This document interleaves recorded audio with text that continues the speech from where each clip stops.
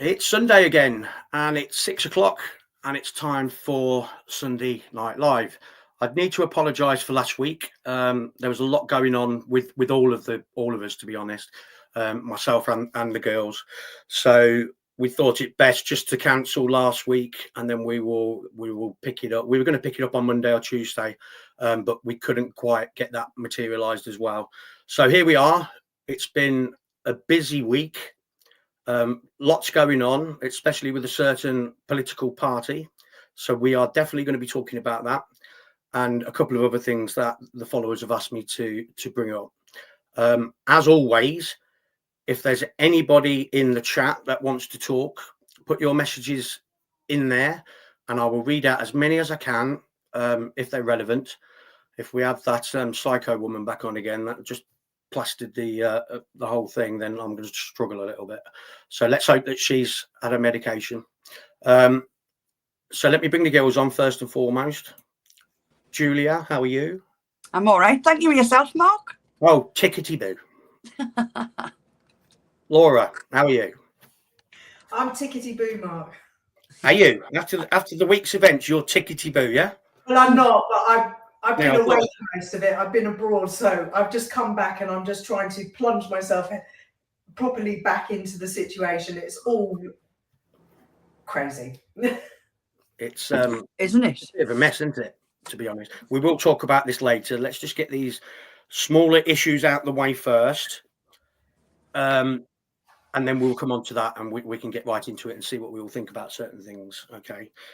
So I asked my followers if there's anything they would like me to talk about this evening, and the main thing that came out of it was illegal immigrants out of control. So that's what we'll touch on straight away, and I quite agree with them, to be honest. We had 1,700 illegal immigrants come in last week. In a week? Last week, in a week. Crikey. Record number. And they come and they come and they come. There seems to be literally no deterrent anymore. I mean, even with the Tories, it was bad, but at least they were trying to do something, you know. They were trying to work with the French, and they've done the Rwanda thing. Now it just seems like it's open house. Everybody come. We will look after you. Stick you in a hotel. We'll give you the dentists and the doctors, and we will make you feel very welcome. So I'd like to get both of yours opinion on the state of illegal immigration as it stands, because things are not getting better at all. In fact, they're definitely getting worse, Julia. Yeah. Well, it sounds to me like rather than smash the gangs, they're smashing records.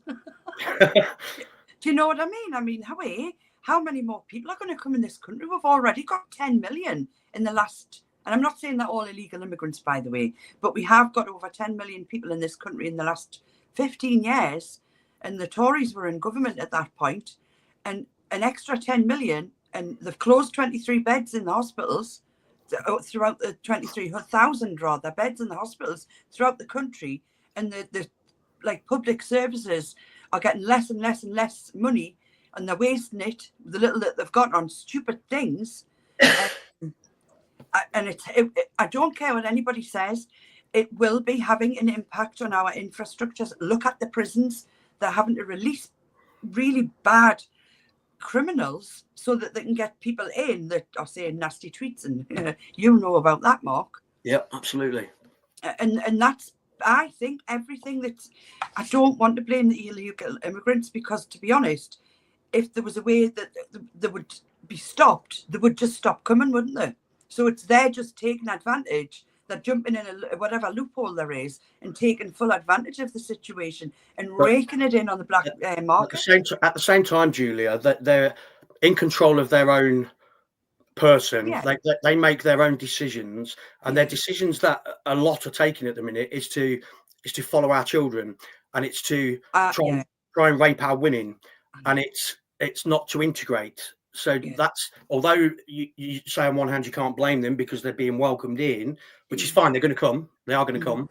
But at the same time, whilst they're here, they still have a decision to make whether they try and integrate with the country and try and make a life for themselves, or go down the route which many of them seem to be taking. They're not. But the problem is, it's where they're being put. They're all getting clumped together. and that they're making their own little. It's like they've brought their home from home to there, and it's badly affected where I live. Honestly, it's quite awful in some areas. In some areas, I don't feel safe at all.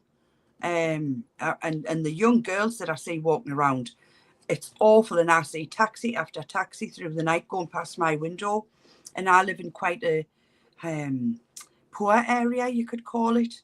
My house is in negative equity because it's just gone really downhill. We've got multiple occupancy houses rented out.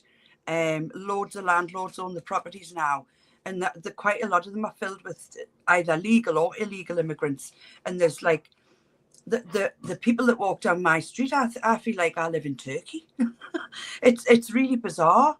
And we're getting a mosque. I told you about this, Mark, at the end of our lane. Apparently, they started building it. Well, not building it; it was already a building, but they've bought it. And you want to the videos? Some of the videos I've seen, they've got kids in there while they're like getting bits of ceiling down. There's bits of wood flying and all sorts, and they've got prayer mats on the floor. And it's not even safe yet. And there's loads of pigeons in the roof. The roof literally could collapse at any minute. And I'm thinking, are these men illegal immigrants? Are these men paying tax? Are they getting paid for what they're doing in cash in hand? What's going on here? Did you say that they were told to stop work? Yeah, they were told to stop work, and I've seen them in there. But the council weren't doing anything about it until the residents around my area went berserk about it. And they've had a meeting with the Gazette, the local Gazette, because it's kind of, they've been told not to do anything with it until they get planning permission. Does that not say they're definitely going to get it? And I'm thinking, what about the parking? Especially on a Friday, it's Exactly. Already like Challenge Annika trying to get parked in my street.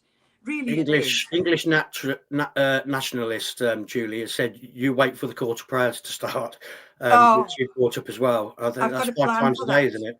I've got a plan for that. I've got a great big speaker, and it's a Wi-Fi speaker. And if that call to prayer goes off, I'm telling you now, at 5 o'clock in the morning, I will be up just before 5 in the morning, and I will be blasting church bells through it. Because it's just, when I went to Turkey years ago, it was 1998, I went for a holiday and I really enjoyed it. But I could hear that call to prayer, especially in the mornings, and I could hear like donkeys clanking past and stuff like that. It'll just take me back to then, and I'm starting to feel like I don't live in my country anymore.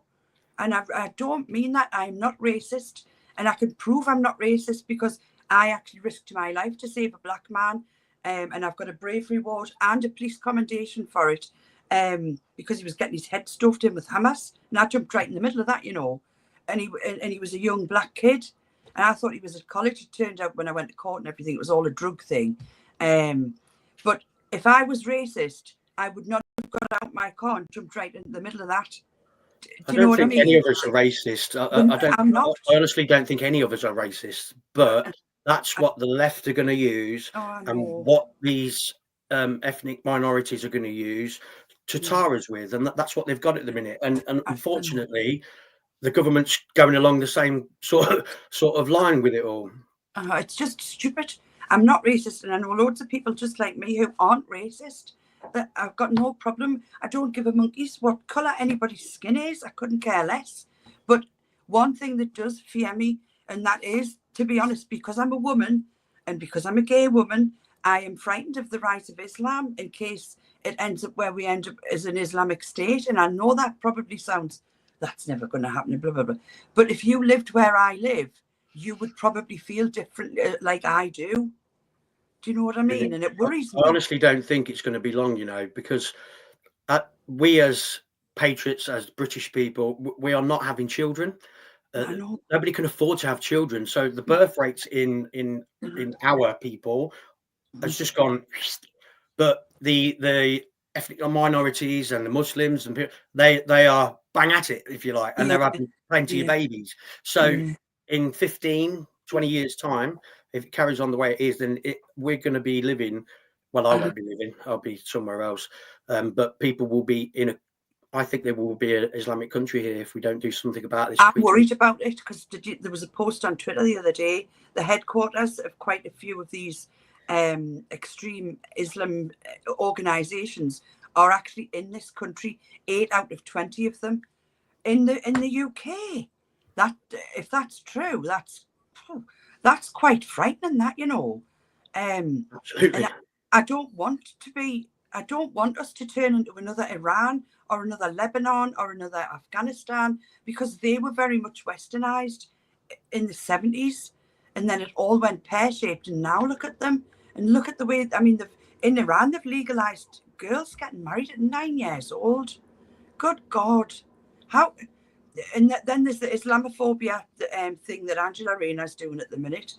I'm not worried actually, but I think if that comes in, some sort of, I don't know, Islamophobic law where we can't speak about it, where we're going to go from there, because I'll be in jail, because I feel we should be able to discuss things like female genital mutilation, you know, which happens, young girls getting married, the way that they're treated, how many wives they can have. It just, for me, women's rights are getting eroded left, right and centre in this country with the trans movement. That's like, you know, if you say, I don't think that man dressed as a woman should be in my toilet, you're in Islam, you're a transphobe. And I think, God almighty, what's going on? Absolutely. Let me just say some hellos to people that are in, then we'll move to Laura to get her views on it. Claire Bear's in. She says, evening, everybody. English nationalist who we've heard from already. He basically says they will just park on your drives and on double yellows. That's what they do in other areas. And he also says, my own people come first. Call me what you want. And I agree with that as well. So Claire Bear's in. Amy Munro's in. Dave Barnes, hello. I'll just reiterate again, if anybody wants to ask any questions to any of us about anything, then put it in there and I'll try and get through them as best as I can. Laura, what's your take on the state of play regards illegal immigrants? From a completely practical point of view, and I don't care who these illegal immigrants are, Labour have not done what they said they were going to do, which was smash the gangs. Labour are helping to traffic human flesh across the world. That is a fact. It's neither, there's no ist at the end of it. That is pure facts. What I will say to you is, we have one law in this country at the moment, and that is that the UK laws are sovereign. Be you never so high, the law is above you. That is a quote from Jeffrey Feynman, very, very top high-level judge. If you are going to allow female genitalia, FGM, if you are going to allow marrying of children at the age of 9, that is not in our laws. Our laws are that you cannot get married unless you are 18. It is not down to parental consent. That is the law of the land. So we're either going to have that law or we're going to have some other law. That is the first thing that I want to say, just to get a little bit of rationale into this. I don't want to go off on a tangent. I just want to deal with the problem. And the problem is this: we don't have the infrastructure to cope, and we just cannot house this many people. Angela Rayner has also not been honest. She's talking about building houses, and they've already told her that she's missed her goal, as has Sadiq Khan. We just need to full stop and draw a line under this.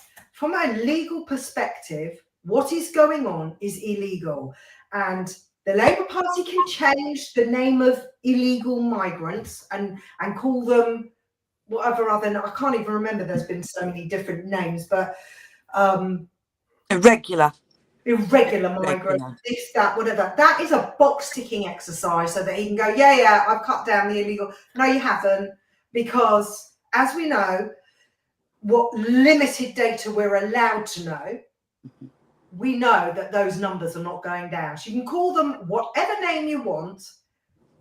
You can only fit a certain amount into a certain capacity. So Absolutely. let's just start from a point of reason and a point of logic.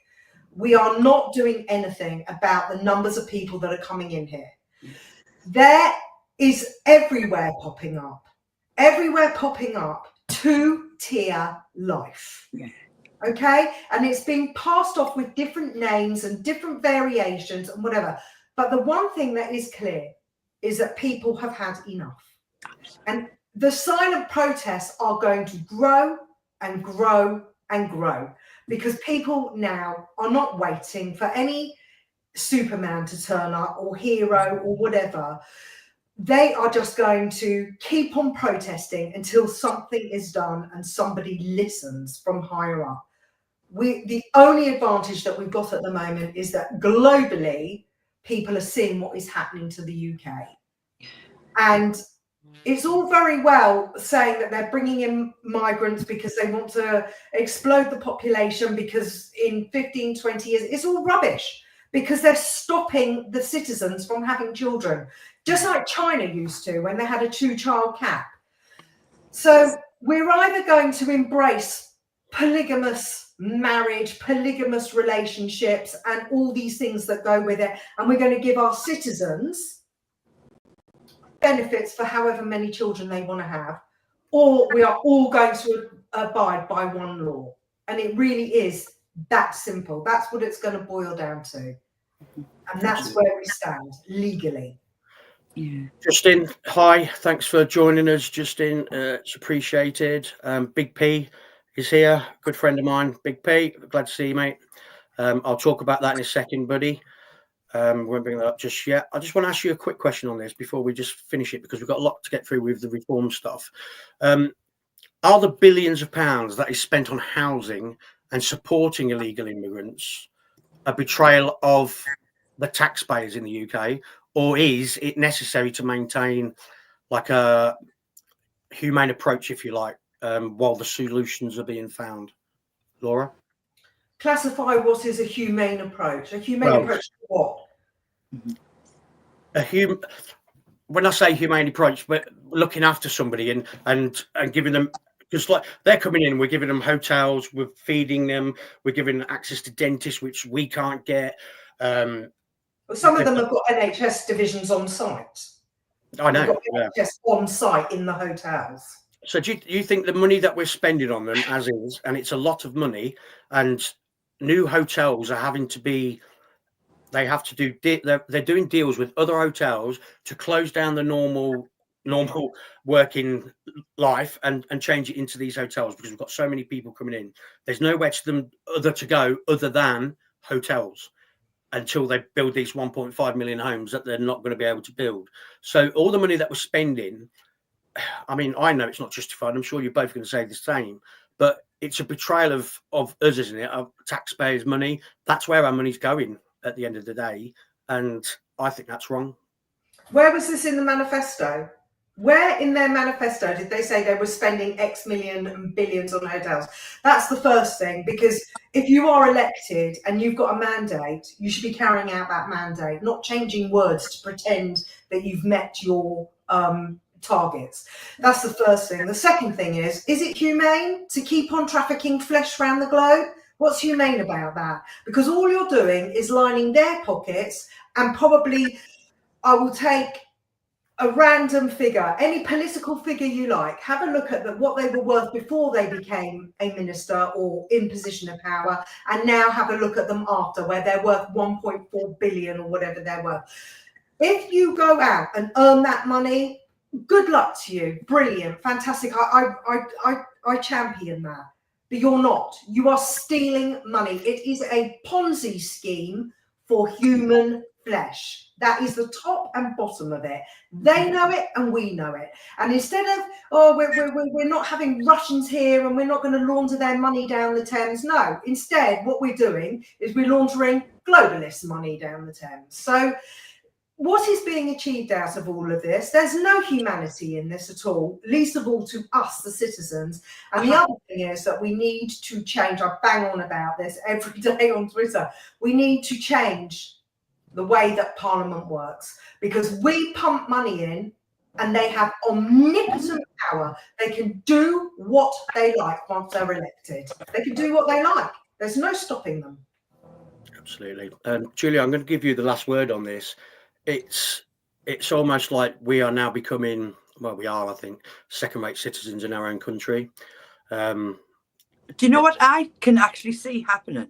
This is on. how it feels. I don't remember this, but I've read about this quite a lot. No Irish, no blacks on shop doors and things and buses and stuff.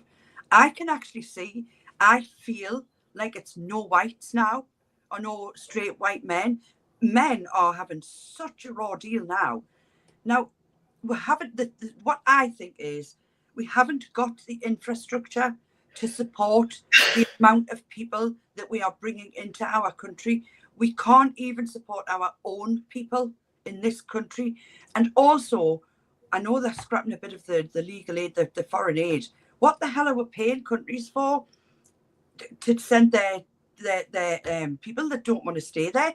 We should be saying, right, we're stopping your money until you stop your people coming to our country, and you can take them back. Why are we wasting? And David Lammy's giving more money away, but I'll not get into that. I am a strong believer in we haven't got the infrastructure. I've got no problem with people coming to this country, but I don't believe multiculturalism's failed. I think, again, Islam's failed because they aren't integrating. The Sikhs and the Hindus are great. I've got Sikh friends, Hindu friends, and Muslim friends, and it's bizarre, the difference. And I can feel it now, having moved to this area. I never used to think this before, but now I'm living amongst it all. It frightens me, but we haven't got the money. And they've took all the money off the poor pensioners. They're freezing. I mean, it's getting a bit warmer now, but the winter, 4,000 people will have died. Do you know what I mean? There's that. There's we're in total loads of debt. They keep rambling on about this 22 billion. Honestly, I am sick of hearing that in peer. But Julia, the 22 billion has been discredited by the OBR. Exactly. So what are they talking about? And that's the thing, but they're allowed to say it in the House of Commons. Why is Lindsay Hoyle not saying, yeah, that's been disproved? Will that be the same Lindsay Hoyle that's just cost the taxpayers God knows how many billions for his travelling? Exactly. I mean, I'll be honest with this. Up until 2016, I always voted Labour. Always. Avidly, because I believed in the for the working class. Now they're not. They're not at all. And it feels awful. Politically, I'm worried that we can't vote our way out of this. And given what's just happened, obviously, with reform, that's totally all up, hasn't it? I could cry. It's looking more of an uphill challenge now, for sure. Let me go through some of these comments. Big P is saying, looks like a certain grifting self-proclaimed pedo hunter that endlessly bullied Harman Kapoor, put so much attention to his life, and his daughter has just been attacked. So after that, I'm just Harman Singh's daughter has been attacked. I'm just going to read you out a today, yeah. Just bear with me a second. Okay, so yeah, this is today. So Harman Singh has, and he's a good friend of mine. We talk often, and he's put an urgent £5,000 reward for anybody with information. This is what's happening, and then he's tagged in Sadiq Khan and people like that. My daughter was harassed and threatened with rape by 7 men of Asian origin at West Middlesex Hospital, London, in broad daylight. These individuals targeted her because they knew me and my family due to my political views. This wasn't random. This was intimidation. The Met Police has not helped me previously, and I don't think they will help me this time. So it goes without saying, anybody that's got any information on that, I suppose, contact Harman. Obviously, he's on X, quite easy to find, but shocking. It's terrible. Yeah. It's wow. Harman, if you're watching, I'll give you a call, mate, and we can discuss this. And it might be something that I can bring up next week, say when we've got more information on how it's been tackled since the incident. But I wish your daughter only the best. I hope she's well. I hope she's not too traumatized by it all, and I hope you guys will be okay too. And I'm sure the girls echo that as well. Disgusting. It's How just, many more girls are going to be sacrificed at the altar of diversity? Please, God. I don't think this is diversity. I think they're targeting him because his views aren't left. So he's not a globalist. Isn't that ridiculous, though? If you don't agree with the current It's narrative, disgusting. you're going to get raped. You're going to get basically. You know what I mean? I had. I mean, I don't know if it was because of my views, but I had garlic mayonnaise squirted all over the windscreen of my car 2 weeks ago, and I had to drive it round to the car wash for a jet hose to get it off because it was frozen hard. Was that after the Sunday show? It was actually. Was it? There you go. You said something wrong. But sorry, Julia, you caught us out. Let me just get through some more messages. So Craig, hello mate. He says it's going to end in civil war, and I don't disagree with that. I think we are very close. I think we are like a tinderbox at the moment. On its way. If another Southport happens, that's it. I think it's game over. Dave Barnes, they want to create disorder so they can implement stricter controls. Yeah. A lot of people have that sort of opinion. My sister's in tonight. Hi, Tracy. Hope you're well. Free driving lessons as well for the immigrants, which... Oh, yes, of course. No expense spared. No expense spared.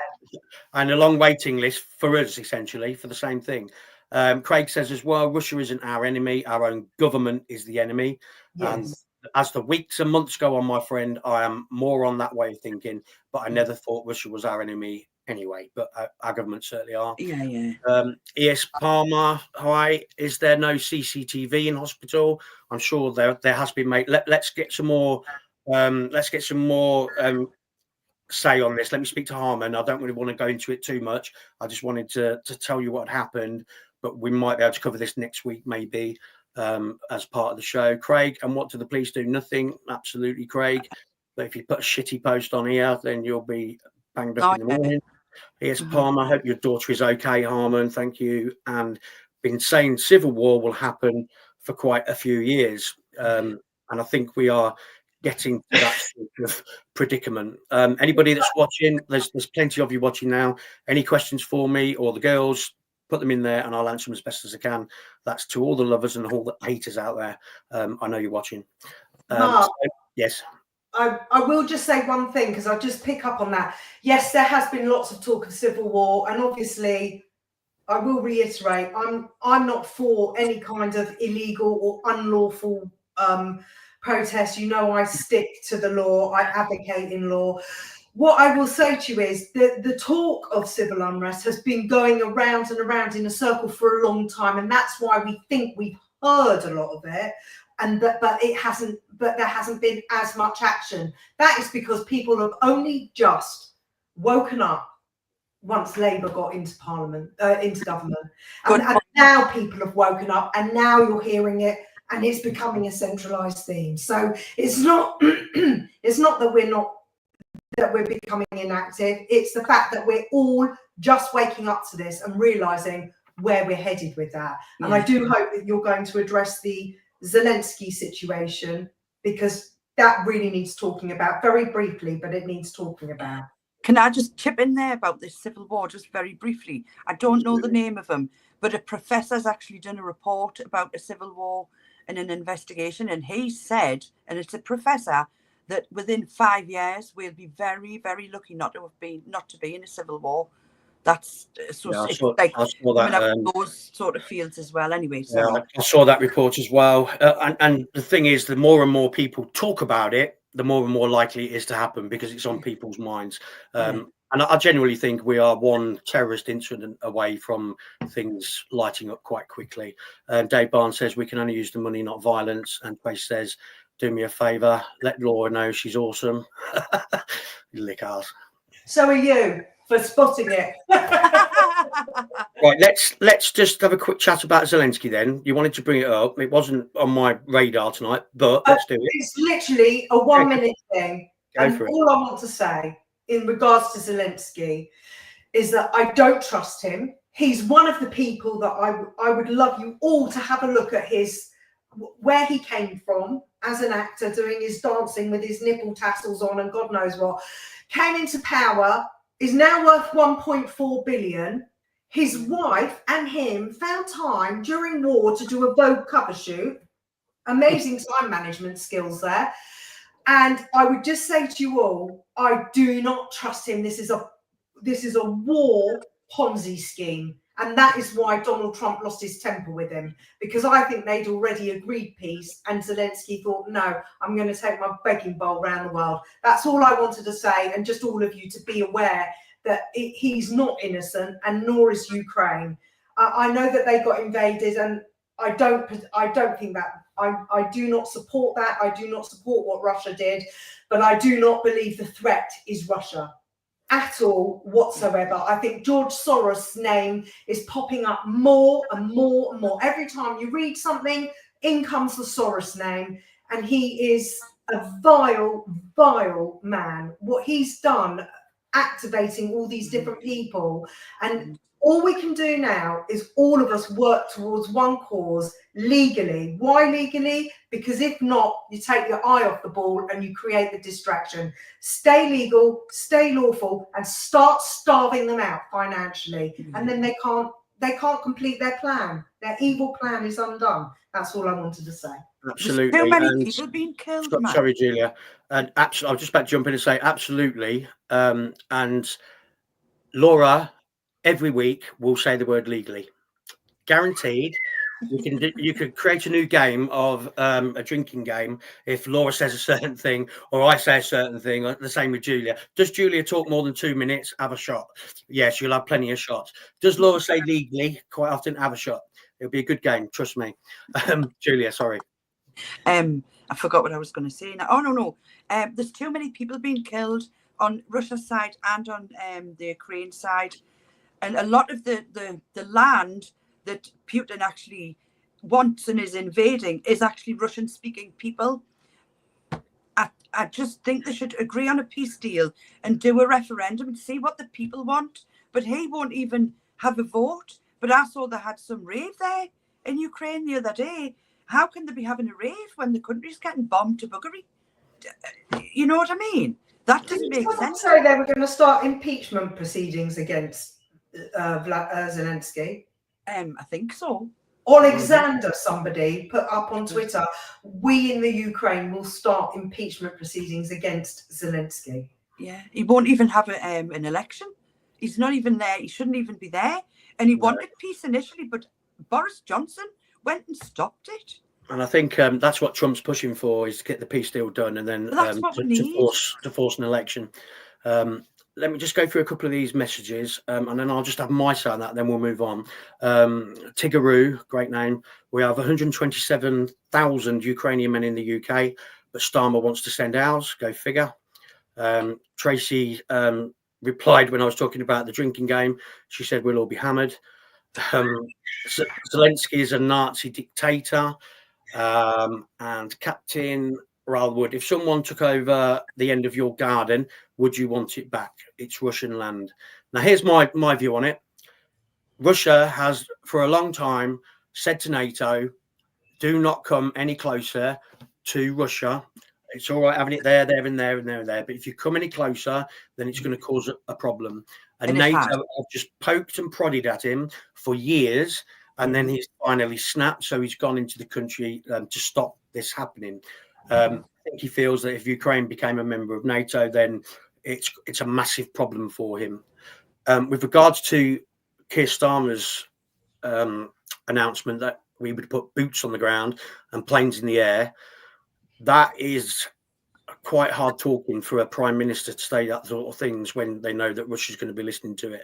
And that makes me think that they've got something planned. And I would not be surprised that you see a joint NATO alliance of people going into Ukraine and carrying on the war. I think that's what the Europeans want. That's what Starmer wants, but Trump does not want. But we'll see how it all plays out. But it's not nice to be hearing that sort of things. You're going to put our soldiers into Ukraine to fight a war which nobody can win. We've hardly got any soldiers, though. We've actually hardly got any soldiers. Boots on the ground. That'll be all they get. They'll not get the people in it, though. We've got nobody. So are we going to have to conscript people? And then who do you conscript? Do you conscript trans women? I wonder. You know, where do you, I mean, do they have the diversity when they're conscripting people? Oh, well, you wanted to be in this country so you can come and fight for it. They're not going to fight. And I'm telling you now, the lads that they might end up conscripting are the lads that he's the far right. That's what he's accusing these people. You know, these are the lads that he's put down and put down. Nobody's going to want to fight. If it comes to it, he can just go and round up the people from the hotels and use them. Why not? Right, let's leave that there. I just want to come to a quick thing here. We'll have a little quick chat about this, and then we'll go on to the big thing, which is reform. So one of my followers said, when I asked if anybody wants me to talk about a particular thing, she put, why has King Charles, not commented on Lent? But he was all over Ramadan like a rash. Yeah, it's a good question, and it's something that pissed me off, to be honest, and it's pissed a lot of people off. I see something happening here that we're not privy to just yet. But I'd be interested to get your thoughts first, Julia. Well, there was a lot of expletives came out of my mouth when that happened, and I was in a bad mood. In fact, I was in the mood from hell when that happened, because as far as I'm concerned, whether we go to church or not, we are still based on Christian values in this country. We still get married. We still, you know what I mean? Everything's like based on Christian values. We celebrate Christmas. We celebrate Easter. We celebrate Lent. We used to celebrate Harvest Festival, but now it's all Halloween, but never mind. Our religion, I am Christian. I don't go to church, but I do read the Bible and I pray every night for other people, never for myself. He is supposed to be the head of the Church of England. And the very first thing that he did was get divorced from Diana. And that was against, all of the things in the Church of England. And then he shouldn't have been able to be king, look at that one in the 1930s. Edward, who had to abdicate with Wallis Simpson because she'd been married before. Now, we'll just change everything now after it's been entrenched in the world for so many centuries. And I just think it's the worst thing he could have done. The optics of it were disgraceful. And Keir Starmer standing up saying that Muslims have a hard life. I tell you what it is. He wants to come and walk down my street and see how many of the women here have a hard life. Do you know what I mean? It was only today. There was a woman walking down my street, and there was a car pulling up next to her, and there was somebody spitting on her, and that's quite, Some of them are animals, and that's just the way it is. I mean, there's a lot of ethnic minorities and Muslims that are wonderful people. Absolutely. Wonderful people. But then, unfortunately, there's this group of horrible people that do disgusting things, which gives the rest of them a bad name, and that's the problem. It does. But as for him doing that, that was just the optics of that. Absolutely, and Keir Starmer as well. Keir Starmer not saying anything. It's wrong. They are both in massive positions within the UK, and they couldn't even bring themselves to. Who's advising them? Talk about Lent, but they really went in hard. And people say, "Oh, you're racist." Why? I don't understand why that would be racist. Laura, your thoughts? Sorry. I think that Charles has got a bee in his bonnet because he was tapped by the MSM when we were all really young. We were kids. He was tapped. His phone line was tapped. He wanted to be the Tampax that lived inside his now wife. I think from then on in, he has created a bee in his bonnet. Not only about that, but about the fact that the church, he should have been able to marry Camilla from day dot. Yeah. Because this is all built up into a resentment because he was never allowed to live his life the way that he wanted to live. And it is now manifesting itself in all these different directions because he's angry. Because, life gives you what life gives you, and it comes at you the way it is supposed to come at you. But some people never recover from the path that they feel they should have trodden. And he's just harboring so much resentment. You can see it in his face. His face is so contorted and so angry. And I just don't feel that he is sticking up for the citizens of this country. I absolutely loathe the fact that we're not allowed to celebrate Christmas the way we did when we were growing up, with hanging beautiful things and having the trees, and we all used to go into town, and you can't do any of that. And all of this last week, when hostages were being brought back in body bags, limb by limb, and children had been murdered with the bare hands, everywhere was lit up orange, everywhere. Yeah. But not here. Here we had Ramadan. And I just feel like it is a constant poking and provoking, so that they want people to come out on the streets. I'm going to say it.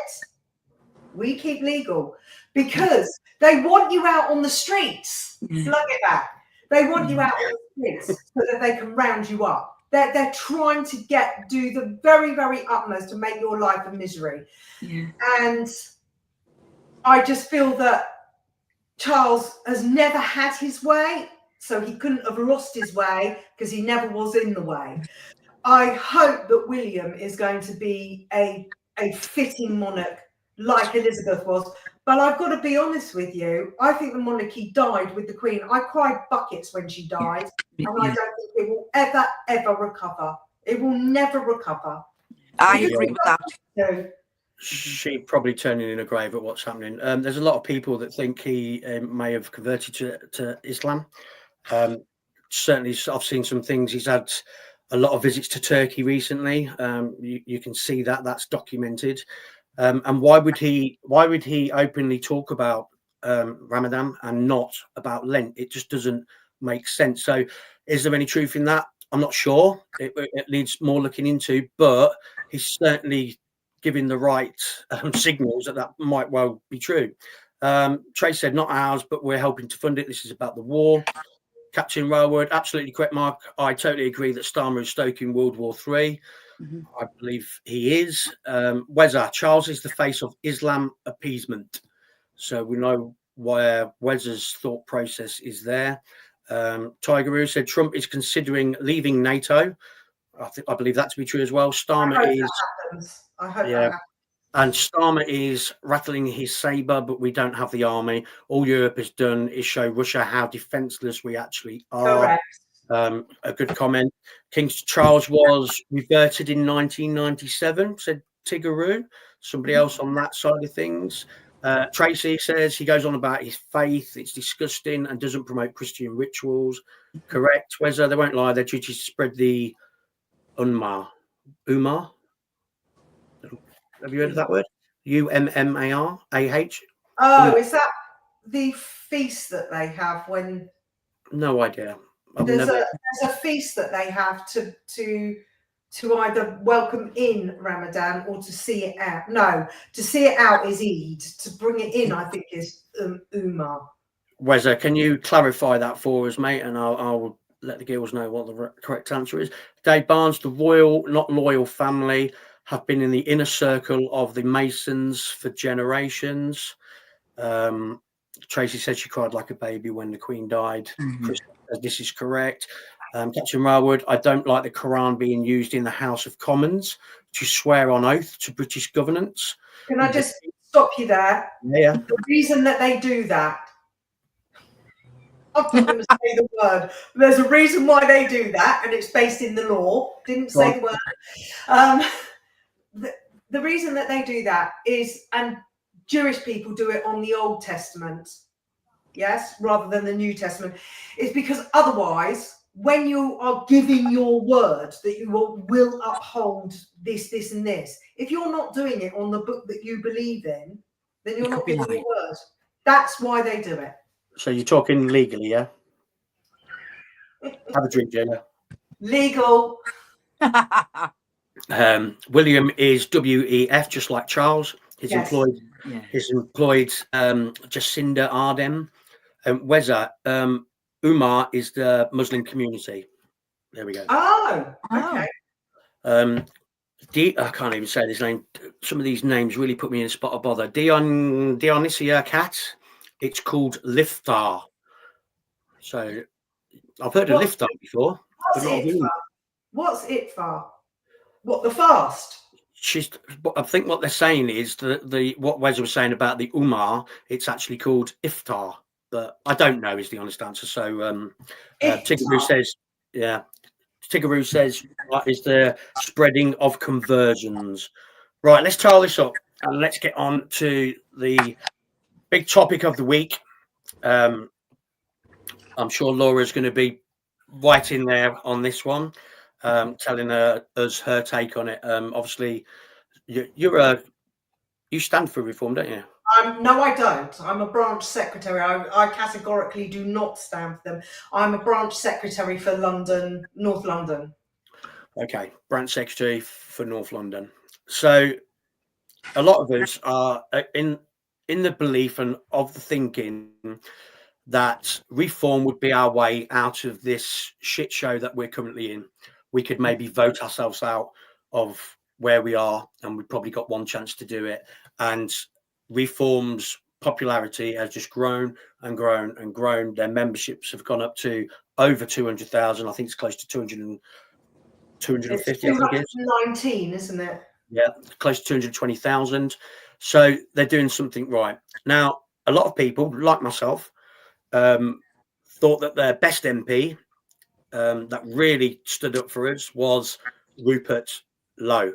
I think he is a magnificent MP, if not the best in the country. I would say he doesn't care about what he says, but he always says it politely, and he always says it in a way that is factual and truthful. And I have a lot of respect for that. And a lot of people that follow reform because of Rupert Lowe. So we find ourselves in a situation this week where, out of the blue, a document came out from Reform, basically saying that Rupert had been suspended based on allegations of bullying, and it materialises that it was Zia Youssef that called the police on Rupert Lowe. Now, this is the bit that I want to get right legally. Is this thing that he reported Rupert Lowe for was not a recent thing. It was historic, wasn't it? It was a while ago. Yeah. How long ago was it? My understanding is that it happened in December, sometime around December. And also, what I do want to say is that I have read the legal statement that's come out. The KC, the Silk, that Reform have retained, have said that it is precipitous to be discussing this, certainly in the wider community, and that the investigation has not yet started. Lee Anderson has said that Rupert Lowe did not oblige with the investigation. He wasn't being helpful.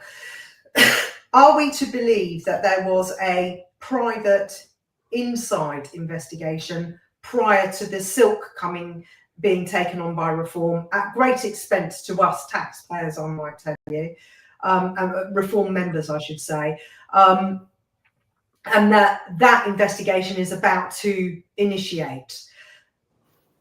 The KC wrote a statement for Rupert to release on Twitter to rebut what was being said. And then my understanding is that today, Nigel Farage has had a piece that's come out in the Daily Telegraph or one of the papers, just basically saying re-emphasizing whatever the Reform statement was. This is the problem. Rupert Lowe was accused by two colleagues that he was being bullying and so on and so forth. One was in his constituency, which is Great Yarmouth, which is just on the border, just over Suffolk in Norfolk. And the other one was here in the palaces of Westminster. And those two statements have been rescinded. They're not going ahead with them, these two women, okay? Zia Youssef called the police because Rupert Lowe was being bullying and so on and so forth. Let's take that. Let's say that Zia has got this right and Rupert was bullying him. Rupert is 67 years old and 4 foot something. Azir is a young, fit, healthy 30-something man.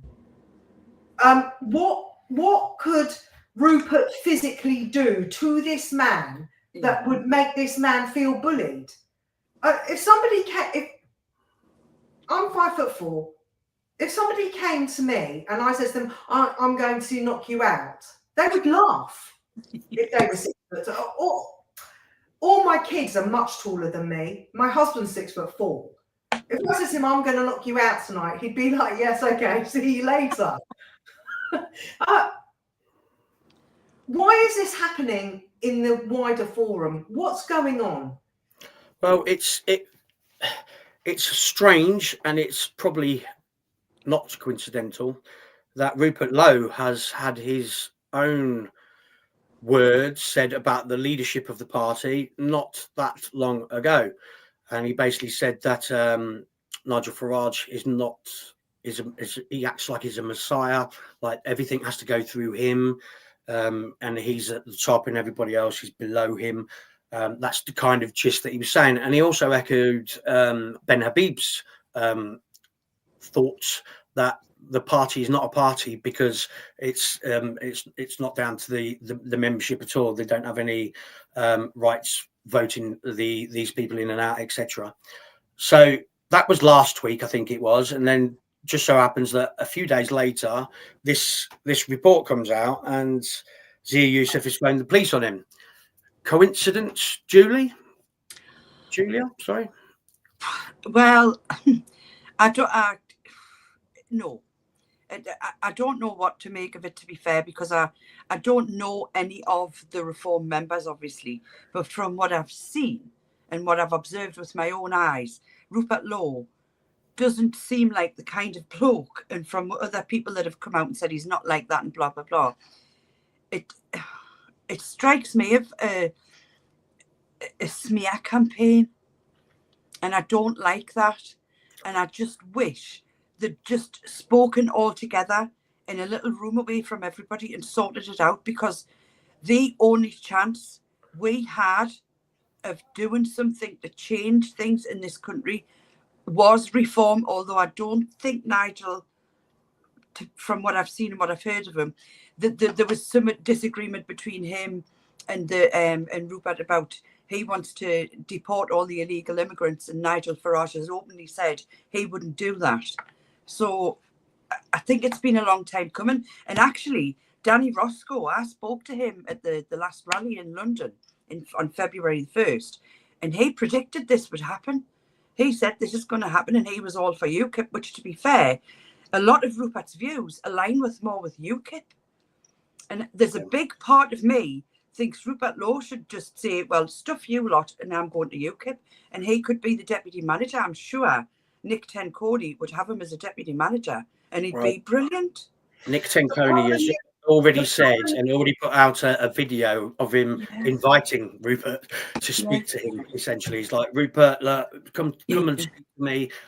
We could find a home for you here. So that's definitely in the offing. It's definitely been talked about. Laura, sorry. Yeah, the problem that I've got with UKIP is that I've heard certain statements coming from them which then get U-turned. And I think I don't want to go through this U-turning nonsense anymore. I just want somebody who says what they're going to do, like Rupert, and sticks with it. And he's not there. He's not there for likes and ticks and followers. He is there to serve the people. That's what he wants to do. And that is all that I want to see in our government, is true, honest people that are up there doing what they say they're going to do. My issue with all of this is that it all seems to have started with Elon when he turned around and said, I do not think Nigel Farage is the right leader. And the balance started tipping then. I am not prepared to support any party whatsoever for the sake of, oh, well, they're the closest thing that we're going to get ourselves out of trouble, because we'll just get in more trouble, because they'll just U-turn, they'll get in, and then all of this will become a problem under a different party.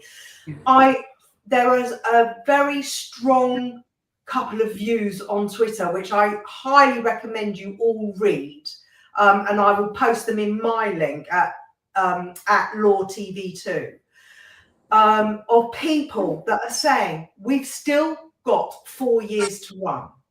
Okay, we are preparing ourselves. We've got all the May elections next year. We're still preparing ourselves. There's a lot more thread to go through.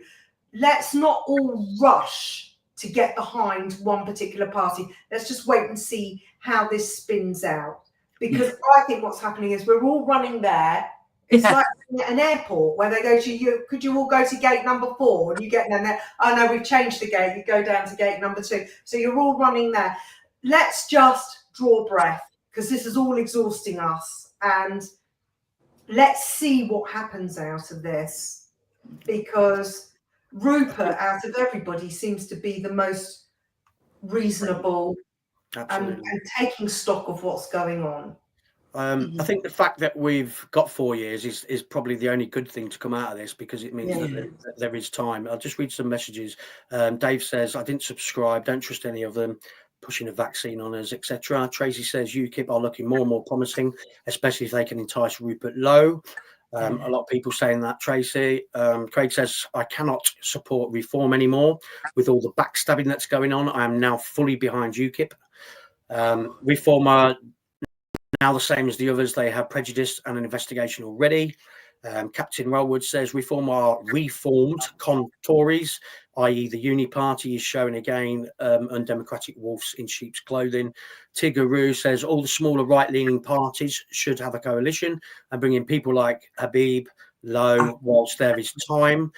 I put a silly post up and just put a picture of Ben Habib, Rupert Lowe, Katie Hopkins, and Suella Braverman, and said, name this party, and it went a bit viral and giving it names. A lot of people saying they would get behind that sort of thing.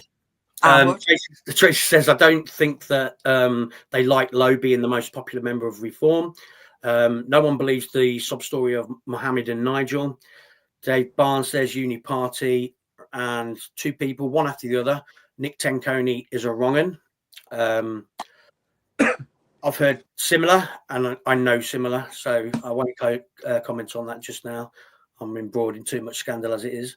Tiggeroo, I owe you a public apology, Mark, as I debated this with you on X a few weeks ago and said UKIP weren't big enough.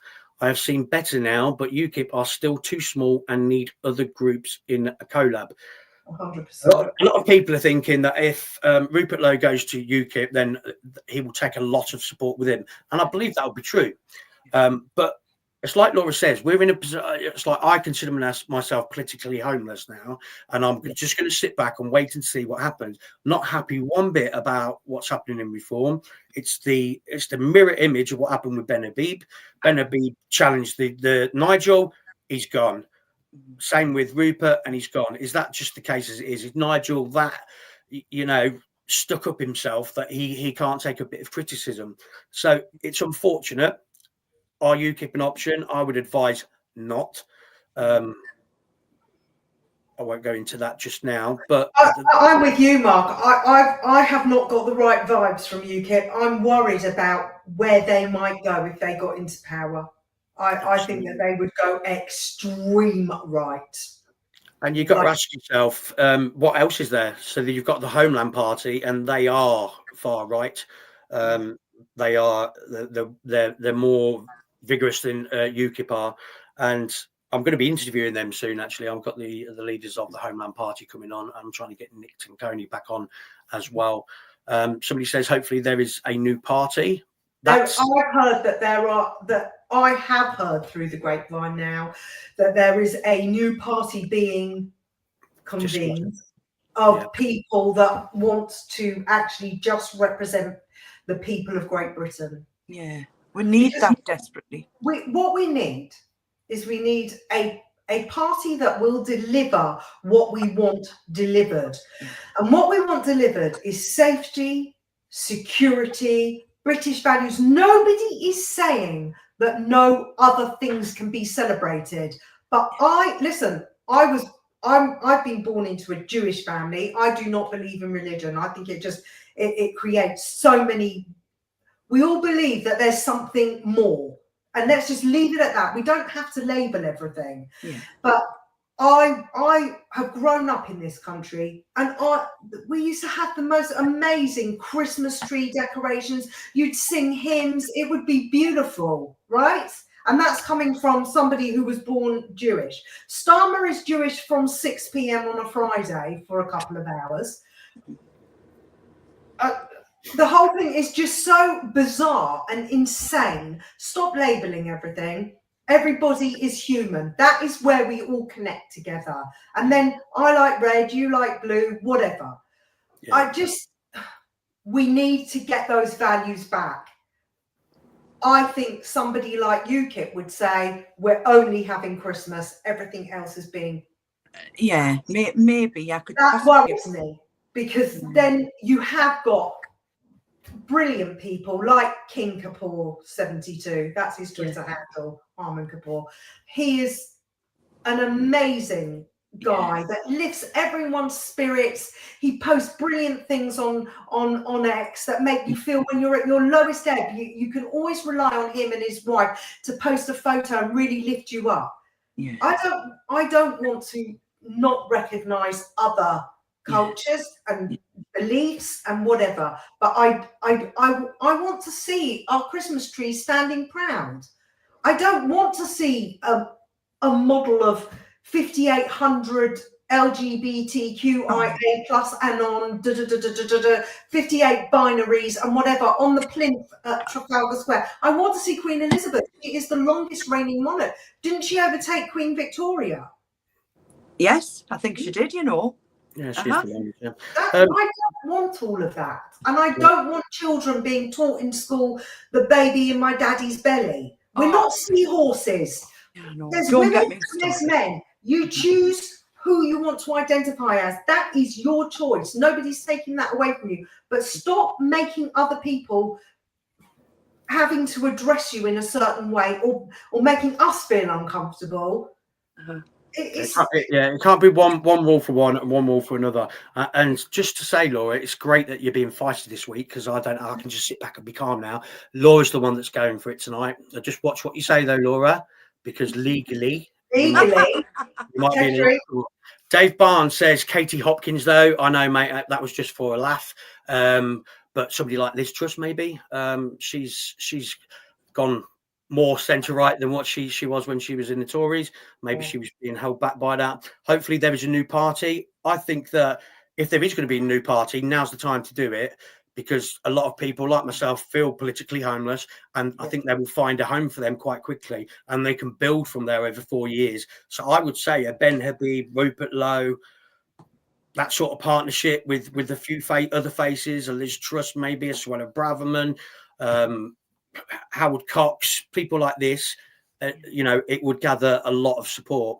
But I do think if that was the case, then Reform are going to struggle. Do you think that Reform, do you think we all ran to the gate of Reform because we felt like that was our last chance to salvage things? So people were like, oh, we've got to vote Reform. That's exactly what I did. If I'm honest, yes, that's what I do think. Absolutely. And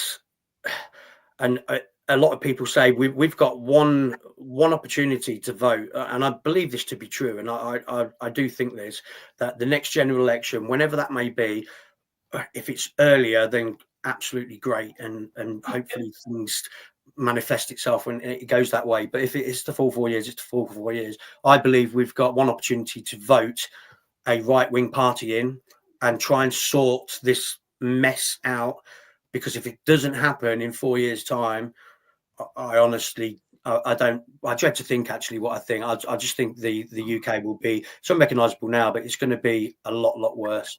Dave Barnes, can we just have a do what's right party? Absolutely right. I'll come on to you in a minute, mate. Craig, how about Britain First? Sorry, mate, I did forget about Britain First. That's Paul Golding, I think it is. That's his party. Paul Golding and Um, Ashley Simon. Ashley Simon, yeah, correct. Paul and Control Mechanism, Carl Brockwell, Professor David Betts, Civil War, Figaro, the clues in the title, the House of Commons. It was supposed to be held by common person, but somewhere it developed into professional politicians. Dave Bard's We Need Hope. No, I disagree. What happened was Nigel just got his usual 4 million votes. And Christopher K. Perry says, I never voted for reform. It's UKIP for him. Harmon, as you've come into the chat, hello, my friend. Hello, my brother. We've shared the news about your daughter. I'm so sorry that this has happened. Please give me a call after the show. I'd love to speak to you about it. But I hope she's well, mate. I hope you're looking after her, and I hope that you can get to the bottom of this. I've read out your statement with the £5,000 reward, and we will do everything we can to help you. And I'm sure the girls will back that up. Absolutely, 100%. How old is she? Do we know? Harmon, how old's your daughter? Just pop it into the comments, mate. Julia. So, where do we go from here then? What do you think is the best course of action? Is it, like Laura says, just to sit back, take stock, see what happens, see what unfolds from it all? Because I don't think that Rupert Lowe is going to have any part to do with reform anymore. I think that's a given. I think reform are done. I actually do, because there's a lot of people in this country blaming Zia Youssef for this. That's a massive thing. You're right to point on that. That is the one thing that people say, how can we get behind a party, a right-wing party that is ran by a Muslim? It doesn't make sense. And I've even heard, and I'll say to this, it doesn't matter what I think, I have heard this, so I'm going to say it. I've heard someone say he's doing a takia. In other words, he's trying to infiltrate the party to ruin it from the inside. I'm not so sure if I believe that, but then you know, these things do happen, especially in politics. But I'm not so sure. I just think they've imploded, and it's such a shame, because they were, to me, although I did fall out with them a few months ago for a few reasons. But my solution, I think that Rupert should go to UKIP, because that would make it not go far right and keep it on the level. Do you know what I mean? His sensible Nick Ciccone is more than just right. I think he's in far right and centre right. And like Laura said, I certainly wouldn't like it to be just Christian things like celebrated in the country. There are other things that are enjoyable. Eid's even enjoyable for me, because I get loads of nice food off my friends over the road.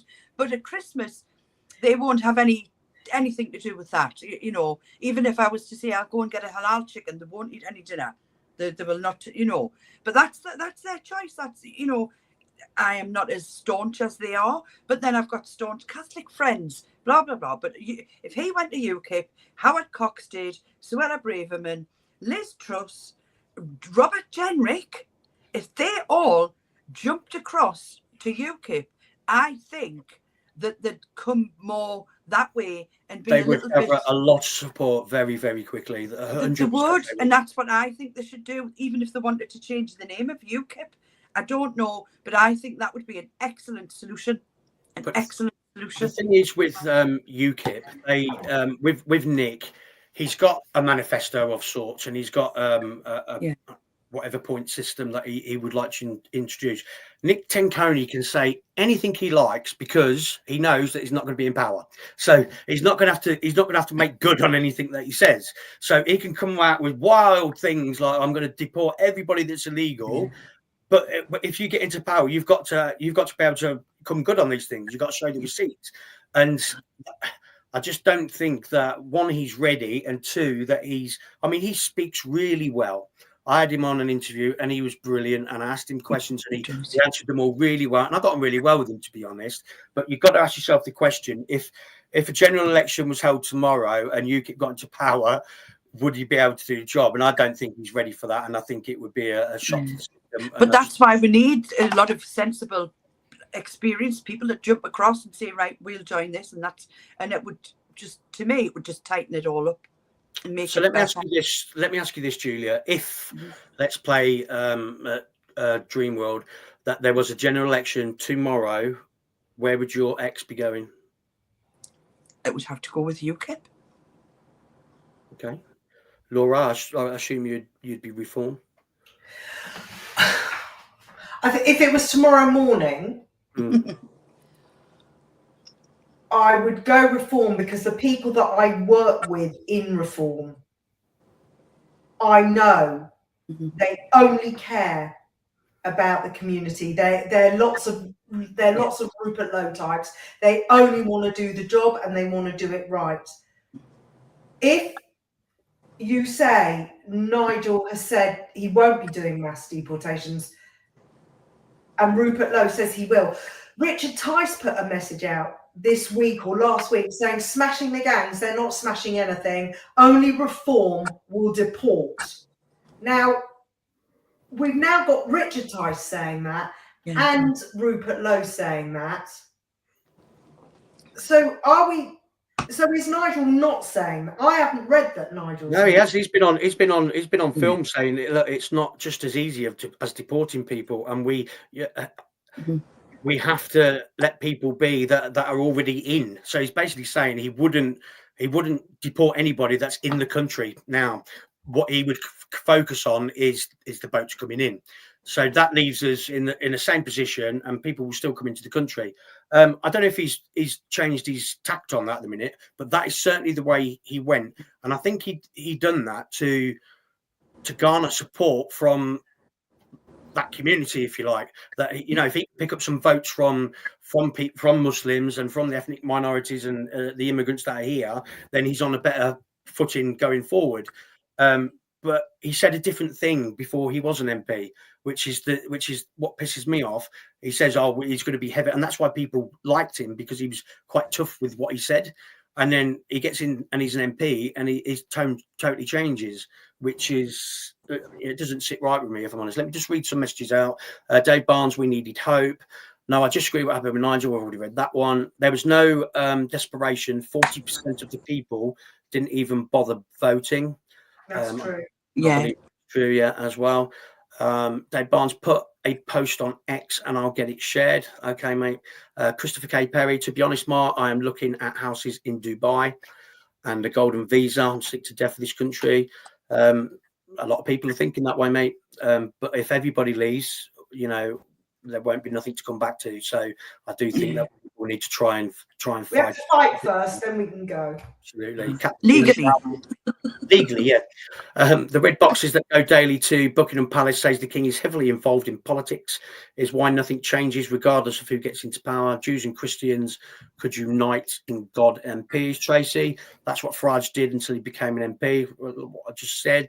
So she agrees with that. How can we trust any of them, Dave? It's a question that is asked many times, and I do believe there's people in every party that have definitely got flaws.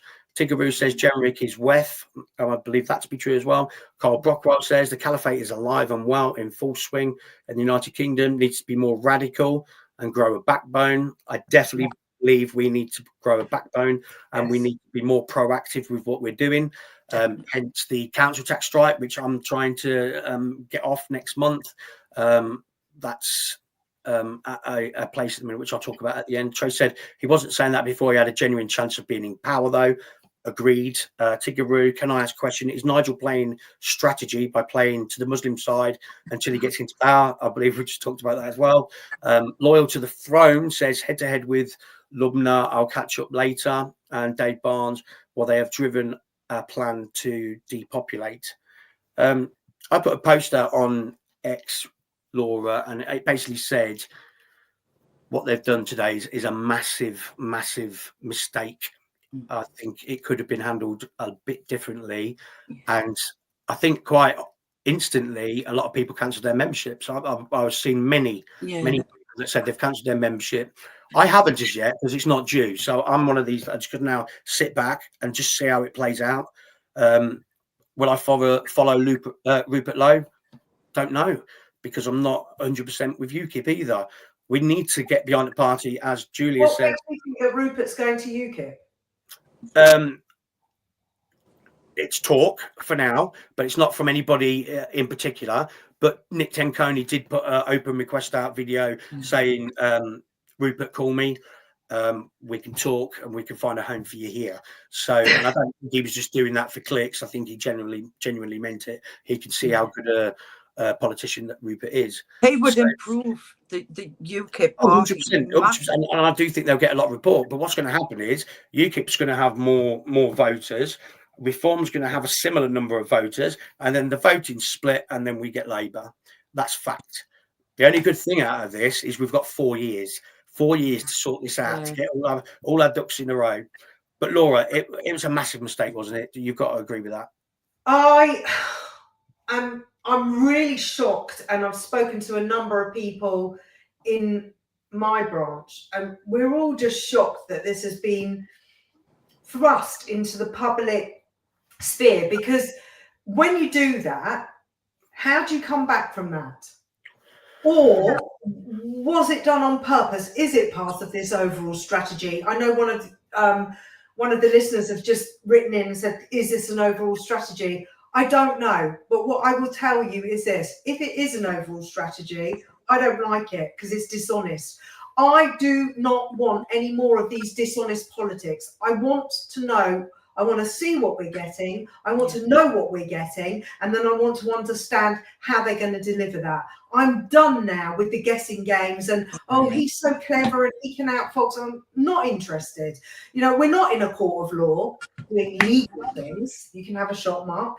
But we're not in a court of law where we are barristers or your brief standing up and they're putting your case forward for you and you know, cross-examining witnesses and trying to pull an ace out of the sleeve at the end of the case. We're not in a court of law. We don't need the theatrics. We don't need these actors, and they're all bad actors and of bad faith. And I have seen some comments that I am really uncomfortable with. I do not like the way that they've conducted themselves.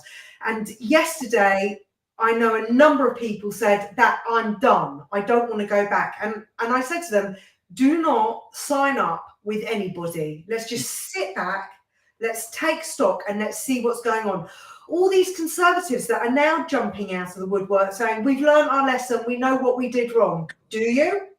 Are you going to bring us out of the WEF, WHO, UN, NATO and ECHR? Because at the moment, let's be frank, we do not have to comply with ECHR.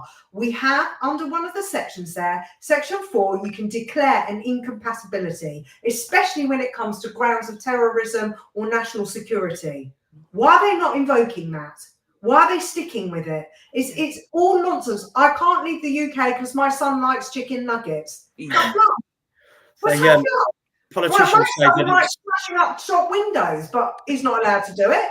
Absolutely. The politicians say that it's not a straightforward of just saying we're now out the ECHR, but then Trump seems to do things quite quickly. You know, it is simple, Mark. I promise you, it's simple. I would agree. And also, they haven't delivered Brexit because all the laws, all the ECHR laws, have been incorporated into domestic law, of which all of them I had to write my finals on over the last couple of weeks.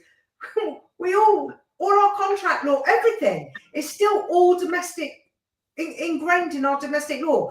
Do we need to get rid of it? I don't know. But what we do need to do is we need to start closing some loopholes. These ridiculous statements of we can't send them back because of the ECHR is ridiculous. Yeah, it is. EU member states will declare an incompatibility and say we're not taking in any more migrants and we are deporting. And also, these migrants that we're getting, refugees welcome, go home to their countries for holidays. So how are they refugees? How is that asylum? Yeah. So I don't believe any of them. Do I think they've made a mistake?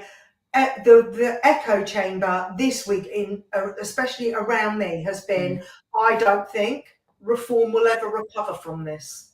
This is what I'm hearing all the time.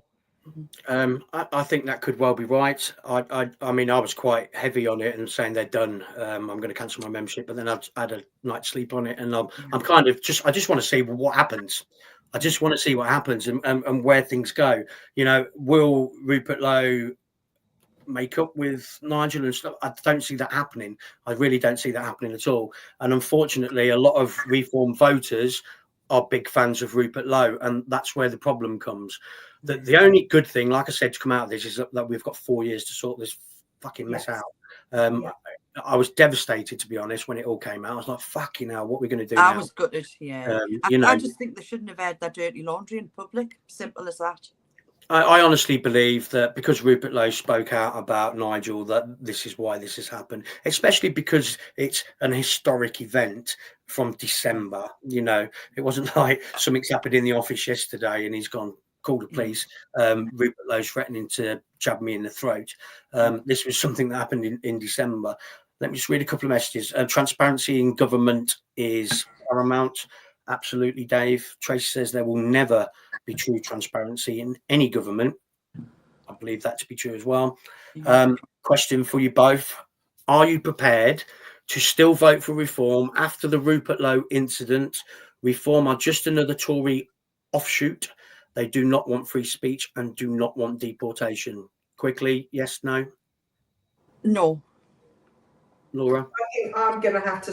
I'm sitting on the fence, but my heart is saying it's very unlikely. I'm not devastated by what's happened because I'm kind of relieved that this happened because at least we get to see what we're dealing with. And I have been vacillating on Reform for a very, very long time. And I'll tell you what, last week we lost 2 by-elections. We came third in Finchley and we came third in Burnt Oak. Labour won in Burnt Oak and Conservatives won in Finchley. And then where Labour was the first, Conservative was second and vice versa in Finchley.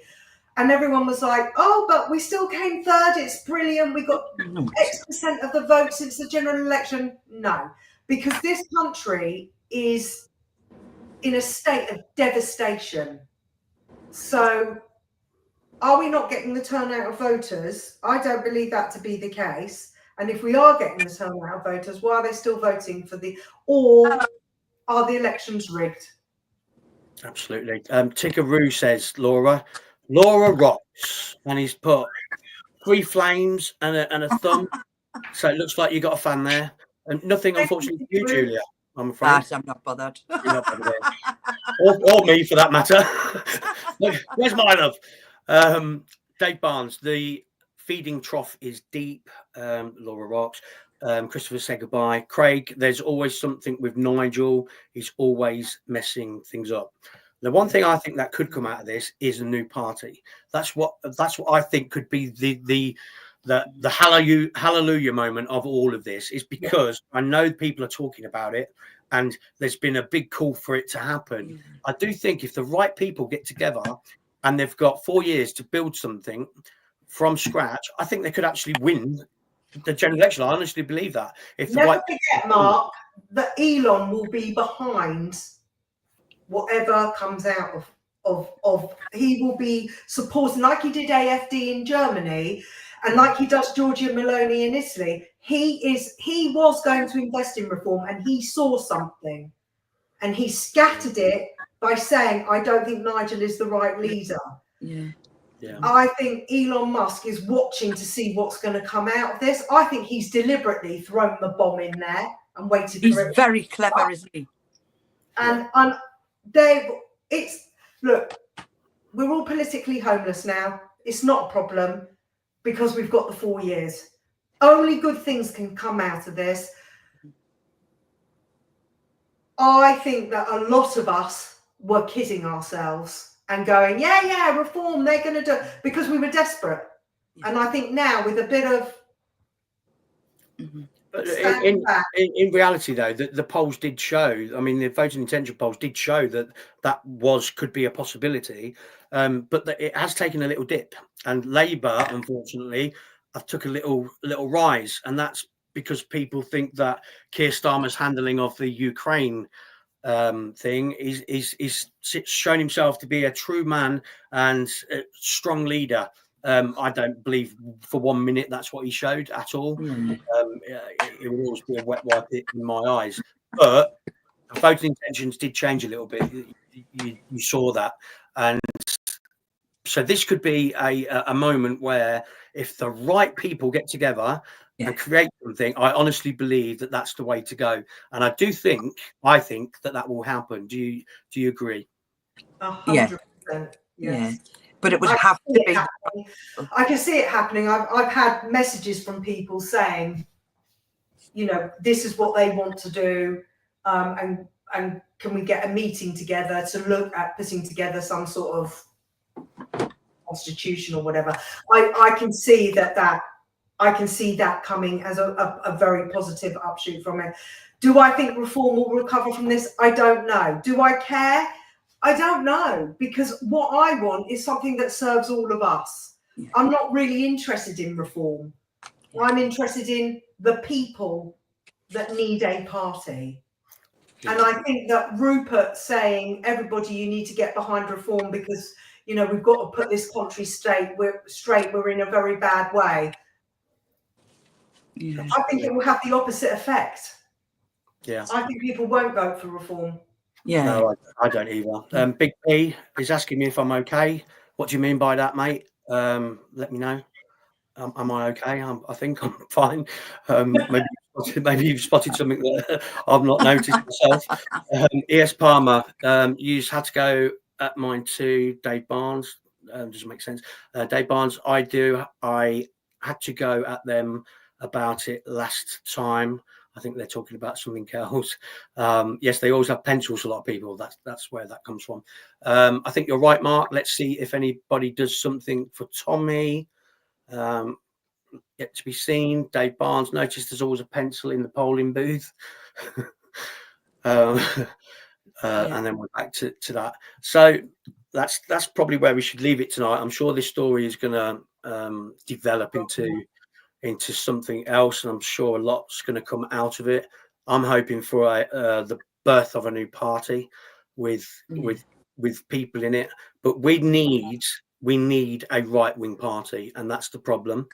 And there needs to be a strong right-wing party, and they need to say what they're going to do. If they're going to come in and create a party and they say that they're going to deport illegal immigrants, they need to damn well do it, and they need to be tough on the boats, and they need to be tough on getting our country back to its morals and our Christian values. We can't go on like this. We can't. You're absolutely right. Captain Railwood, Rupert Lowe, Ben Habib and Tommy are aligned with UKIP, will unite Jewish and Christian voters in God. Everybody seems to say about Tommy being part of a political party. That's never going to happen. And that's not me dissing the guy. It's because he's got a criminal record that's as long as my arm. Yes. Also, Mark, Tommy is not. Tommy wants to be a journalist. Yeah, I don't think he's got any interest to be a politician. He wants to get out there and make sure people are being looked after. So he would be no use in a political party. No, he wouldn't. He might be a good guy to have speaking on behalf of a political party. Yeah. So when people were asking for Nigel and Reform and Tommy's team and people to unite, I think that could have been a real strong partnership. But Nigel didn't want it, so it is what it is. Dave Barnes says the Just Right Party. I asked people for new party names, and there was loads of good stuff come out. Just Right Party is good. I'd like the People's Party. I like that one. He's also aligned with Mossad. A lot of people saying about that. We have put our trust in Reform, and they have let us down badly. Too many egos instead of wanting what's best for the country, and that's the word I think is egos. And unfortunately, Nigel has a big one, a massive ego, but then he has a good following as well, you know. And let's see how it all plays out. I think there's more to come. Do you not find that Nigel is brilliant at sort of creating something, and then it only gets to a certain point, and then that's Nigel's work done? Yeah. He created all that momentum for Brexit, and then he disappeared, and we were all like, where's he gone? Yeah. So I don't know, maybe this was Nigel's finest hour, getting everybody up and running. He's an excellent public speaker. Laura, what's your position again within the party? I am the branch secretary for Reform London, North West London. So, I'm Reform. last question for you. Knowing what you know now, are you considering your position? Because you've not been like, oh no, I'm sticking with Reform like all night. You've actually said maybe it's time for another party, etc. So how does that align with your position now? Have you had People that I work with are excellent people who only care about when all this erupted on Friday night. I got onto our WhatsApp, that we've got hundreds of them, because we've got the Jewish Friends of Reform, we've got the Reform movement, we've got the women's movement, we've got all these different movements. And I said to them, how does this stand now with this what's just been announced? And they all said, this should not be in the public arena. It's unprofessional. So the people that I work with are really good people that really care about their communities. They're mini Rupert Lowe's, on a smaller scale. How does this leave us? We've got to have a branch vote in June to nominate and to renew the membership and whatever. Let's see what happens between now and June. The words I'm hearing is Reform are never going to recover from this. So that vote may not be necessary. a word that Carol Ann uses, and she says, when the trust has gone, it's gone. And I'm a big believer in that. And a lot of people will be, it just doesn't come out of people's heads. I don't think whatever he does now, he's gonna regain the support that he's lost over this. People would have gone, right, that's them done. I'm now going to look elsewhere. UKIP seems to be the obvious place in a minute. But my message is, we don't want to be rushing to any other party. We've got time, guys. Let's just keep on chatting. Let's keep all our options open, because something amazing might happen out of this. Let's not be the first one on the boat to anywhere in particular. Let's just watch and wait now. We're not in a hurry. It'll be a hell of an accomplishment turning it round, mate, I have to say. I don't think I think so. I do believe Carol Ann's. Because what you just said, the respect's gone, the trust has gone. How can you have a relationship when you don't trust or respect somebody? Absolutely. And your advice is good advice, and that's the advice I'm taking. I was quite heavy into it, and I was going, they're done, they're imploding, creating a party myself and all this kind of thing. But having thought of it, it's wise just to sit back, see how it all plays out. Nobody's voting for the next however long it is anyway. Paul Christopher says, let's not forget it cost well over 2 million to set up a new political party. I think the people that would set up this party, Paul, that £2 million will be covered quite easily. The people that we would be talking, I mean, Ben Habib's, he could cover that himself times over. Carol Ann, the spat was last year. Yeah, we talked about that, Carol Ann. It was in December, apparently. And I think it's disgusting that you make a phone call to the police 3 months after the event. Yeah. That's absolutely balmy. Right, we're going to wrap it up for now. We're going to keep an eye on the news this week. We will be back next week, won't we, girls? Yeah. We'll do the drinking game next week. So we'll do the drinking game next week. I'll create some, right, if Laura says this, if Julia does this, or if I do that, and get involved with it. Well, hold on. You've got to have the audience drinking as well then. Yeah, absolutely. That's what I mean. Yeah, the audience. I've got to go to work on Monday, Well, I'm just not going to say the word. No, that's the problem solved. No. Laura's fault. Julia, any last words before you shoot? I kind of agree with Laura about just sitting back and waiting and see what happens. But my heart's in UKIP now, given what happened with Reform. Sadly, very sadly. It is sad. This news this week is not. It doesn't fill me with any kind of glee at all. It just makes it like, fuck, what are we going to do now? Yeah. I will see you next week, Julia. Laura, any last words from you? My last words is, everybody keep your ink dry, something really amazing will come out of this. Just keep your ink dry. Let's all keep chatting. We're not in a hurry to get anywhere. We've got time on our side. Let's just wait and see what comes out of this, because something will. Great advice, Laura. I will see you next week, mate. Keep it legal, guys. Keep it legal, guys. Okay, thanks for joining us today. It is appreciated, every one of you that turns up and listens in to what we've got to do. So I appreciate each and every one of you. I just want to give a few shout outs to some of my friends out there. I want to say hi to Tony. I want to say hi to Richard. I'd like to say hi to Carla. I'd like to say hi to Guramit, and all of my friends that are watching this now. Thanks for joining us, everybody. I really appreciate it. We will be back next week, and let's hope we have a better week for news than what we've had the last 2 weeks.